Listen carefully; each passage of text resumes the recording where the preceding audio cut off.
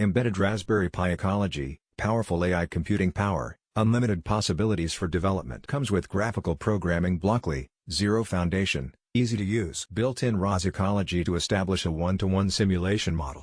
Small and lightweight, optimal space to fit into a backpack defining design concept.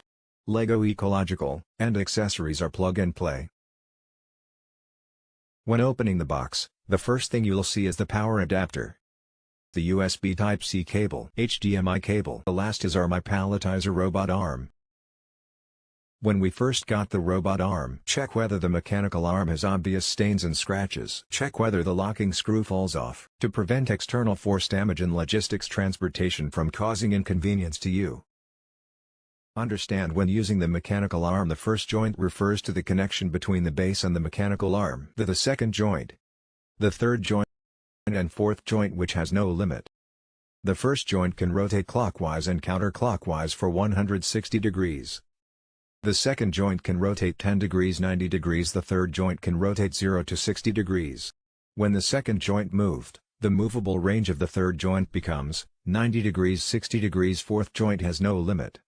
Note: the joint shall not touch the mechanical arm itself during operation to avoid damage. Each joint has its own backlash which can be detected by shaking gently. Joint backlash is an unavoidable hardware problem in the production of robot arm. This problem does not affect normal use. The base interfaces are switch, USB 2.0, USB 3.0, DC power supply. Expand the I/O. The network interface. The ports on the left side of the base are audio interface, Type-C interface, HDMI interface 1 and HDMI interface 2. The rear connector of the base is SD card interface. Atom. Type-C interface, Grove interface, steering gear interface, functional interface group 4.